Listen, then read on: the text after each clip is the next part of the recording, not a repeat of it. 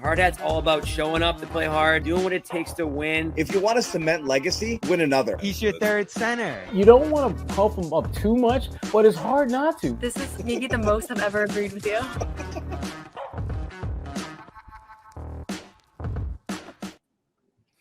Hey, Bobby Manning here.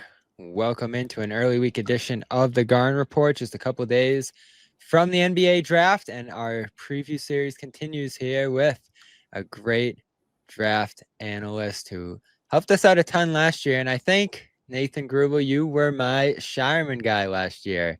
I think we both like Shireman going into that class, and that's who the Celtics ended up taking. Absolutely, Bobby. I think Shireman's going to get some pretty good run this upcoming season too. So we're going to see what he's made of, right? Yeah, for sure. And I love the end of the year, some extended run for him. He just came on our show a couple weeks ago, and I don't think he was thrilled with not playing a ton in year one. And I think that's a theme this year, talking to some of the people who are breaking this draft down and, even some of the reporting and all that, is that players, I think, and agents are trying to get their guys to teams where they're going to be able to play right away. Mm-hmm. And I find Boston interesting in that sense, because you could look at it one way and say there's still a ton of talent here. There's still a coach who mostly leaned on his veterans a year ago. And there might not be a ton of playing time right away for certain types of rookies. But in general, with Tatum down and maybe some moves coming up here, this could be a team that does have some minutes, at least compared to the last few years, for some younger guys here. 100%. I think when you look at where the Boston Celtics are at now, I mean, as you put it, Bobby, they're in a fascinating place, right? Like we don't know effectively what this team's going to look like next year quite yet at all. We would expect that there's some potential trades that could be out there. There could be some guys they still need to bring back, especially in the front court. So we don't fully know what those veteran pieces are absolutely going to look like around what we would assume with Tatum being out, Jaylen Brown being the main guy. We would expect Derek White to firmly be in the mix. But some of those other pieces, who's going to step up alongside a Peyton Pritchard? Is it going to be Baylor Shireman's going to earn some of that time next year? Is it going to be, a Jordan Walsh is going to be able to break out and certainly earn some of that time next year? He played really well with the main Celtics. Someone like J.D. Davison going to get a chance in the backcourt. We don't necessarily know the answers to those questions, but what we do know is that in the draft, you can address certain needs in the short term, but you can also just go by the best player available method and select guys who maybe they're not necessarily playing a lot of minutes right away next year. Like Shireman, as you mentioned, had to effectively sit out a season, quote unquote, not necessarily get a lot of playing time, but you might have to look 2, 3, 4 years down the road. The Celtics could look a lot different, especially with a lot of the apron rules in place, a lot of the salary restrictions. They're going to have to shed some money at some point. So you got to bring guys in who you're confident that, yeah, you could probably get them some minutes early on, see what they have, but also 2, 3, 4, are they going to be ready those multiple years down the road where you can look at them and say, you know what, your time is now. You have to be one of our key bench guys. Yeah, and after seeing a string of guys, and they're in a tough position, right, picking in the second round for a few of those seasons. Even last year, 30 is a tough one to succeed at, but they did. I feel like I think relative to what you usually see at a spot like 30, they got some pretty good value there, and there's some more room for growth for a guy like Shireman. This year, it's 28, similar pick, 32. Maybe you package those and move up if there's a guy you love in the 20s, or maybe you can even get to the teens, something like that. If there's a bigger trade, like we saw today with Kevin Durant, you can move up to 10 with a deal like that. So if they go with something more drastic here, they might be picking in the lottery. So we'll see what happens over the next couple of days here. But as of now, if we're looking at 28 and 32, two spots where similar kind of players could be at, depending on what order they prioritize there. And I'll ask you first, and I've asked everybody this pretty much, looking at the backcourt, looking at the wing spot where Tatum's going to be missing this year, and maybe Sam Hauser's not back, and the big spot where a couple free agents and Horford and Luke Cornett could depart, and Porzingis' future up in the air too. I guess you can't go wrong with any of those spots given the uncertainty, but what do you think is this team's biggest need right now? I would certainly, at least at pick 28, try and find obviously the best value between, like you said, that backcourt spot, like either a combo type guard or a front court player. I think we mentioned up top, we wanted to talk about potentially filling that backcourt spot, somebody like a Cam Jones, who I think makes a lot of sense out of Marquette, right? He's an experienced guard, 6'4" lead guard, certainly took over the reins as a primary point guard for the Marquette team a lot last year in his senior season and really excelled in that role. I mean, he took over as a higher usage guard, someone who has experience playing out of pick and roll, both scoring and making plays for others. He is a better pull-up jump shooter than given credit for. I think he struggled in that area a little bit by the percentages last year, but you go back and look freshman through junior year, his pull-up jump shot numbers were actually pretty good. And when you try to take a look and find some of these guards that you would project to actually stick around the league as role players, a lot of them do have that incredibly high usage rate at some point, really likely later in their college careers. Very high assist rate type of guys. They know how to get everyone else involved. They know how to keep the ball moving. And they aren't necessarily someone who's going to stop the ball moving. They're either going to get a bucket or they're going to find the right decision to make and get off it. And when you talk about fitting into an offense, particularly a veteran-laden offense like Boston has, you need guys who are going to be able to see that next decision, make the right play, either move that ball or be able to make the shot, whatever it is, whether that's a mid-range pull-up, whether that's an open spot up three, or Cam Jones's primary strength is finishing around the basket, someone who you can even have him cut in off-ball actions, get moving downhill towards the basket. He'll either, like I said, go get that bucket, or he'll be able to make that next read and get the ball sprayed out to a shooter. So in an offense with Boston, where everything last year was take as many threes as possible, a lot of those open three-point shots come from that initial penetration, collapsing the defense, and then being able to kick the ball out and find that shooter. I think Cam Jones is one of those experienced guards who you put him in a situation playing in the NBA next year, he's not going to be afraid of that moment. He's going to be able to step up, and I think he could fit in with a lot of the other vets Boston already has in place. Yeah, I like him, especially at 32. You know, if they do go with a big man at 28 or a wing or something like that, I think this is a good early second round pick value type guy who can play for you right away. I think there's a lot of stuff to like here, especially for a team that almost certainly will see either Drew Holiday go or Derek White with a more substantial trade. And maybe you're getting a lottery pick back with that and going with someone who's more high upside than a Jones here. But if you're just moving on from Holiday, sliding Peyton Pritchard up into that starting spot, and you just need a guy to play some reserve minutes here, this might actually be the ideal guy when you look at all the potential options here. I think Walter Clayton, I'd have to imagine, I don't know how you feel about it, it's going to be gone by then. He's going to be long gone, my friend. Yeah. So, I don't love the idea of like a Hugo Gonzalez who you're just like hoping turns into something. I like the idea for a team like this that's still trying to compete, I think. Going with a guy who's ready to play. And to me, stop me if I'm wrong, Jones looks like he can step right in and play right away compared to some of the other guys Boston drafted recently. No, exactly. And that's like I said, that's a lot of what you're going to be looking for at the guard spot for a team like the Celtics. You need someone who knows how to step in and obviously play up to his strengths, but certainly play a role around other guys. And I think Cam's one of those players who he's had experience playing off the ball earlier in his career, right? He was that quote unquote number 2 guard next to another primary. And then, like I said, last year, later in his college career, he took over as that higher usage primary guard. So he's seen the floor from multiple aspects. He's had to play off other guys. He's had to make plays for other guys. And you want to look for guards who have had experience doing all those things. Because when you get up to the NBA, what team, forget the Celtics, forget a team that's potentially contending for a championship next year and years down the road, even like a rebuilding team, how many of these guys are actually thrust into a situation picked later in the first round, early in the second round, where they get to have the ball put in their hands and everything is sort of theirs to make all these other decisions and really command that high of usage on the basketball. It's few and far between, right? A lot of these guys have to come in, they have to play alongside and off of established star talent or established young talent who are emerging into a potential star role. And so with a guy like Cam, I think he's the type of player to come in, know what his job is, understand his role, and be able to play off other guys while having that upside at the same time to potentially grow into, your primary backup point guard down the road to where you can put the ball in his hands, you can trust him to make decisions, find gaps in the defense, score for himself, and create for others.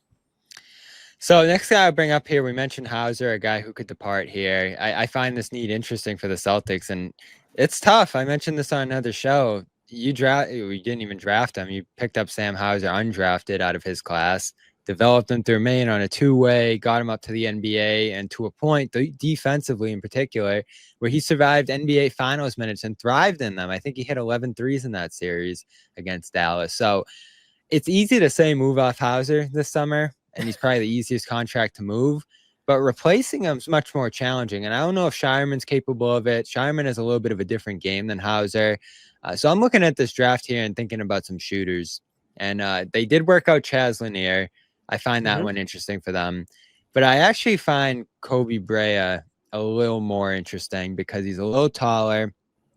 I want to say he attempted more threes in total over the years he played, or it was close between the two. Brea was actually a little higher. I think he was 43 for his college career.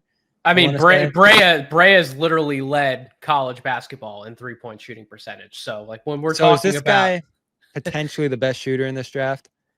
He's certainly up there. I think when you're talking about best shooter, you're going to put guys like, Con Knippel up there. You're going to put Trey Johnson up there. But in terms of, and obviously we mentioned Walter Clayton earlier, but in terms of someone who can challenge those three guys who are likely projected top 20, the top 25 picks, you're getting a real nice value play in somebody like Koby Brea if you're able to get him, later in the first round, early in the second round.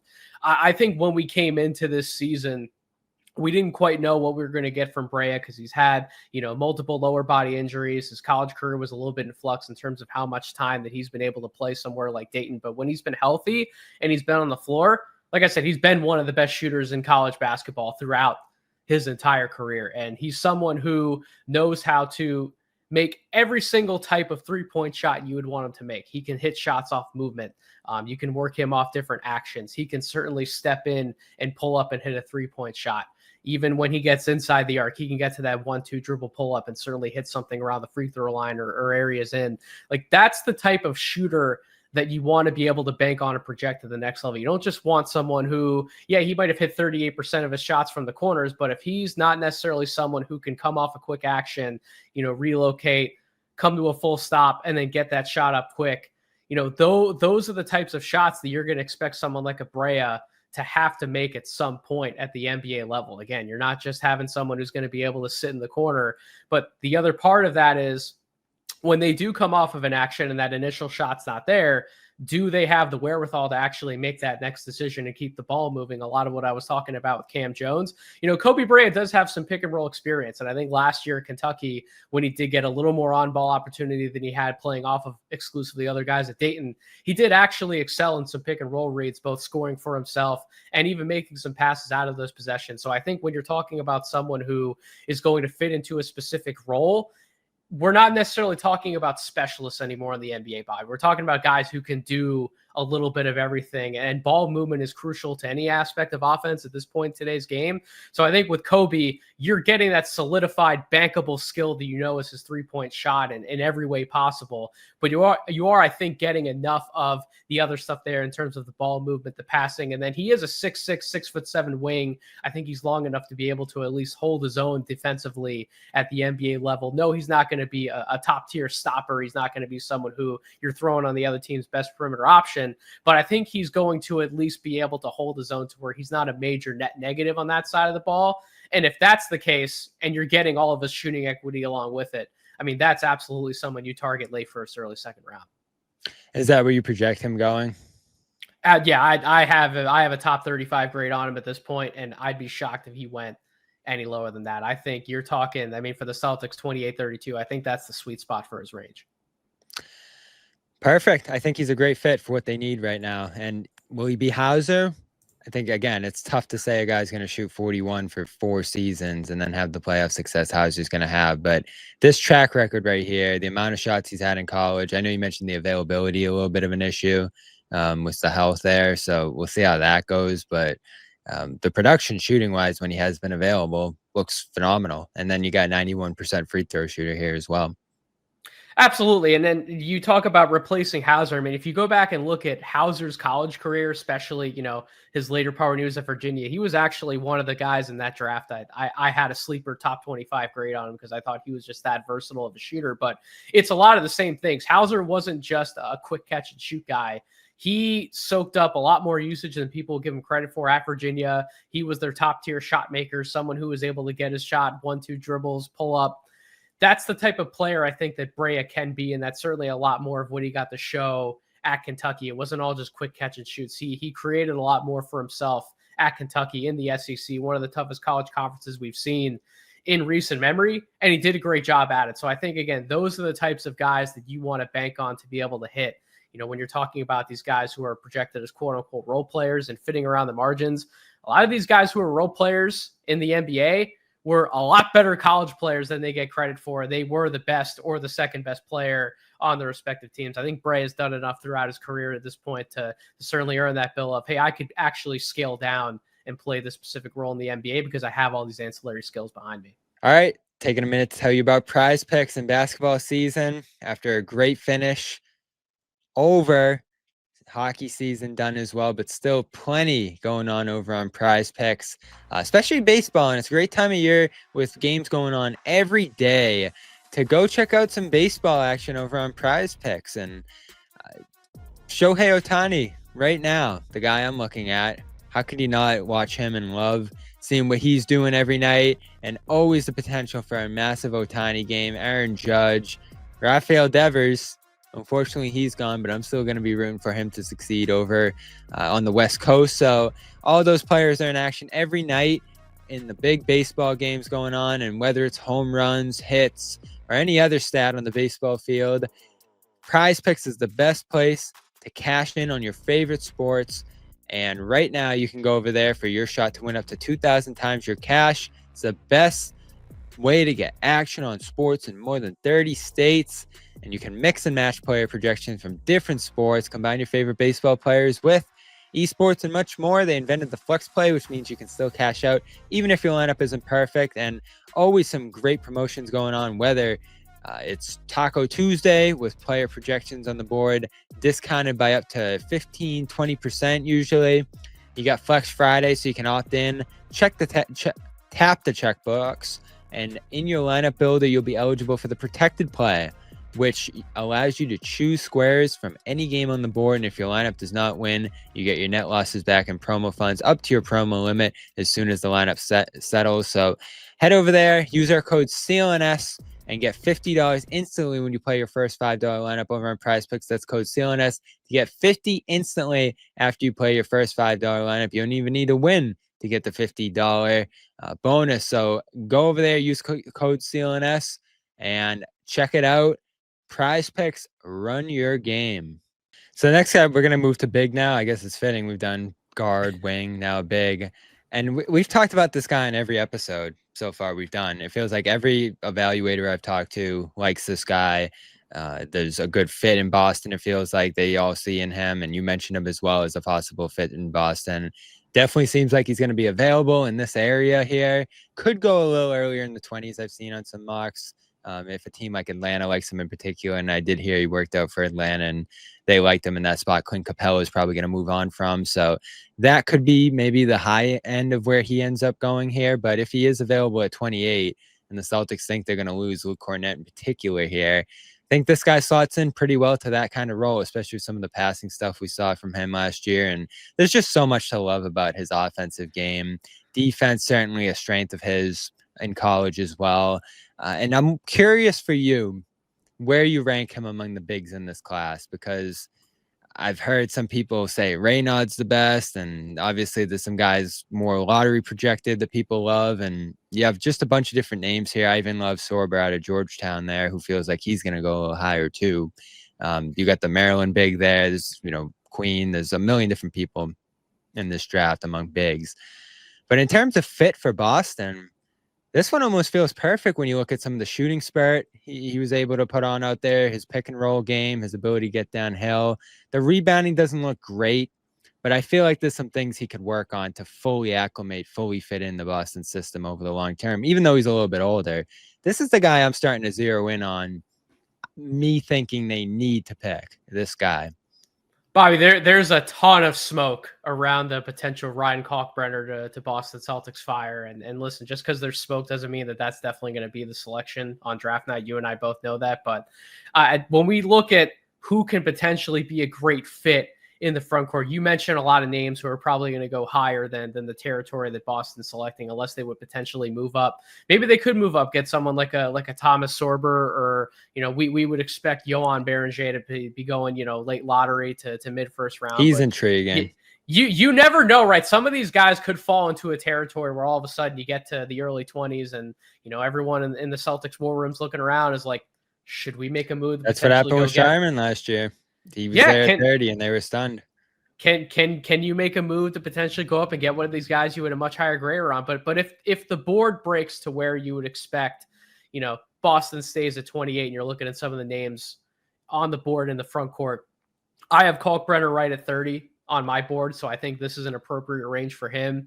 And there's negative buzz on social media when you go back and you look through some of these guys, because we get so much time between when the college season ends to when the draft is to evaluate a lot of film and really nitpick guys to death, right? And look, Kalkbrenner has some obvious strengths to his favor. He's always been an elite finisher at the basket in college. He's one of those guys who, if you're going to be that rim runner type of archetype, you better be a 68 to 70+% from the field type of guy. That has to be the type of finisher you are. He is that. He checks that box. He's a monstrous shot blocker. He's over 7'1". He certainly meets the size thresholds for what you would want out of a backup center in the NBA. He's a humongous body. He's not just a shot blocker, but he is one of those guys that can be a rim deterrent if you're playing him in that deep drop coverage. You aren't going to have a lot of guys who are going to want to challenge him directly at the basket.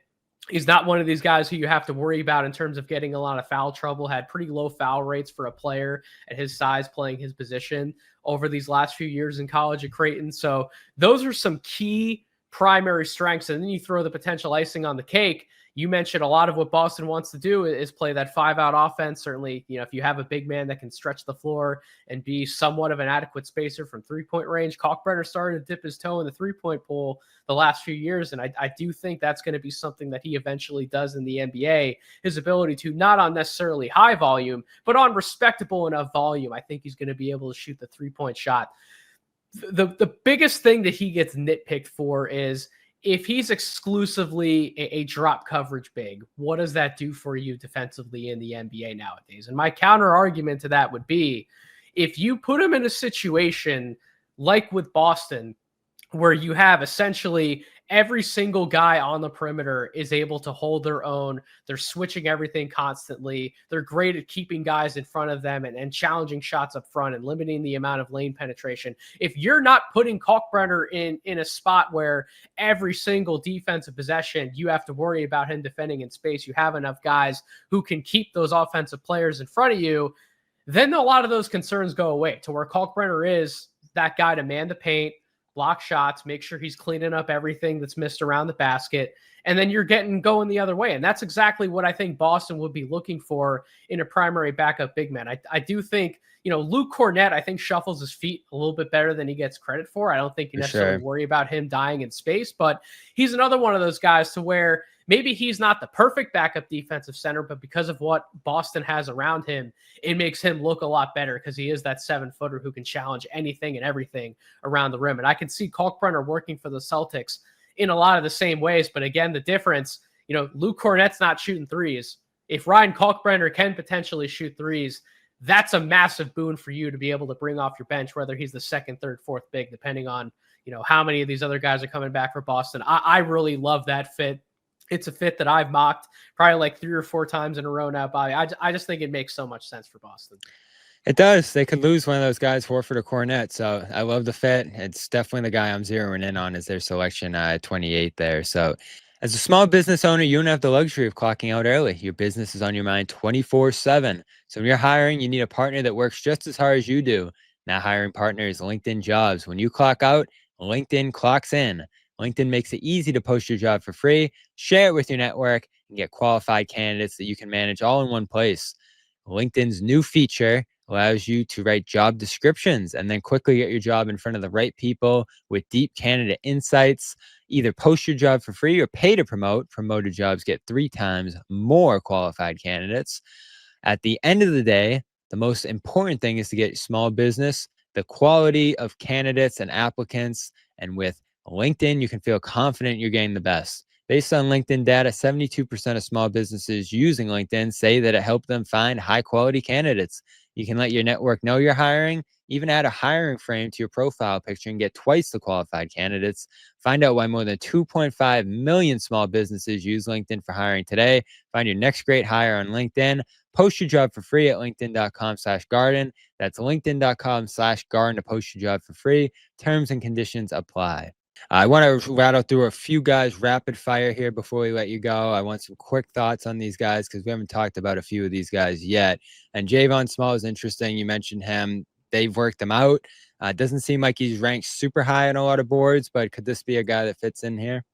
I mean, he's a massively underrated player in this draft class. I have him at about 47th on my board. I feel like that might be too low at this point. Like I think he could be someone who's in play, top 35, top 40 range, because again, you look at these guys, and I wrote a piece on NoCeilingsNBA.com. So one of the best series I did this year.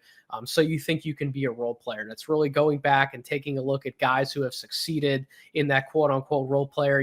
They're playing, they're one of the best guys off of the bench in the NBA. What do those guys actually look like in college? What were their strengths and what do they bring to the table and how they succeeded in the NBA? Javon Small fits a lot of those criteria, very similar to what Cam Jones has done. Javon Small, became a much more reliable three-point shooter. He generates paint touches at will. He's a guy who can finish around the basket. He can get other guys involved. And he's a scrappy guy, 6'3", about 195 pounds. He fits that average guard size you would want. He can actually go out there and defend his own position. He's someone who he may not be switching across the entirety of the perimeter, but he's someone who you can stick him on a point guard. You can stick him on a shooting guard. You're not worried about how much he's going to give up on the defensive end and then everything he's going to give you offensively as a trusted, cerebral, low turnover rate type of guy. I mean, that's the type of backup guard that Boston should be looking for. Two more quick ones here. The highest ranked player the Celtics have worked out is Cedric Kaward here from Washington State. Only played 6 games last year after transferring. Looks like a lottery kind of guy, so they'd have to move way up, I'd imagine, for a guy like this. But what are you expecting from him? They would absolutely have to move way up. I mean, I think it would be a dream if he somehow fell to the late first round. And I think at one point that was a possibility, but after all of the combine workouts, I think Coward's moved up to the point where I don't know if he's going to go inside the top 10, but I think late lottery, mid first round, as far down as pick 20, like if he got past the Miami Heat at 20, like I'd be absolutely stunned. But if Boston were to see, again, a range where they felt comfortable trading up and they're like, this is our guy, we want to go get him. I mean, he has that type of big wing potential that you're looking for. 6'6", 7'2" wingspan, strong as heck, tough as nails, someone who is going to eat your lunch defensively, and then offensively, he's going to be able to make you pay on the other end. He's comfortable hitting pull-up shots. The spot-up three-point shot is money, even going back to his high school days. He's always been like an 80+% guy from the foul line. He's been like a 36 to 38% plus three-point shooter, and he's been working on his ball handling a lot. We've heard some of that is coming out of the pre-draft process. If he's able to take guys more reliably off the bounce, he has that type of secondary passing vision to make that next play, to make that next read so that he's not sticking and holding onto the ball. He has a world of upside, and I do think he would fit in exactly with what Boston's philosophy is, which is defend your tail off and then go down the other end, get that three-point shot, and really start burying teams with that math game quick and in a hurry. You mentioned Elijah Martin. We've talked about him at this point as a potential fit. I did want to throw in another guy they've worked out here, and I'm not sure if you're low or high on him. Johni Broome, one of the best players in college last year. We've seen national players of the year caliber guys not quite translate to the NBA, and this guy looks like he's probably going to be a deeper second-round pick. But since Boston's worked him out, I'm interested in wondering whether you think he could translate potentially to the NBA. I've still got a top 35 grade on Broome. And listen, you talk to scouts all over the place. There will be some who have him inside the top 25. There will be others who have him outside the top 45. Like he's a fairly divisive backup big prospect. But listen, he's 6'10", 240 pounds. He's strong as heck. He's someone who you never had to worry about his production at the college level, even going back to his days in Moorhead. Like he was a consistent rebounder, consistent shot blocker, energy hustle type of guy. And then under Bruce Pearl at Auburn, he's one of these guys who actually stayed in college, stayed at the same program, and legitimately developed and built out his offensive game. He became someone who wasn't just a play finisher. He was able to take some mismatches off the bounce and repost up and score at the rim. He extended his range out the 3-point range. And no, he wasn't necessarily the highest percentage 3-point shooter, but you take a look at some of the threes that he was taking, even when he was making them, like they were well beyond the NBA 3-point line. So he is someone who has some of these skills that he was able to work on and polish later on in his college career. He already brings those sure things of, I'm going to rebound, I'm going to block shots, I'm going to play tough post defense. And I do think he's another one of these guys. He moves his feet a little bit better than you'd give him credit for on the perimeter. I think there is a world where Johni Broome returns, top 20, top 25 value in this class, and put him along with some of these other big men that we've been talking about, and even some others that we didn't get to that, could return legitimate first round type of value in this class, just because you have these teams with first round picks. They're always looking to take perimeter upside type of guys, guards, wings, even forwards to an extent. But some of these big men get slept on. And then you look back and all of a sudden you go, why wasn't he taking top 20 or why wasn't he taking top 25? I think Broome could end up being one of those guys. He's Nathan Grubal. He does a great job. You can go check out his work, as he mentioned over there, No Ceilings, and, founded obviously Draft Deeper as well. Find him over at Draft Deeper over on Twitter. And appreciate you stopping by, man. Gave some great insight last year, and thank you for doing it again this season. Anytime, Bobby. Let's hope the Celtics get a few good ones, huh?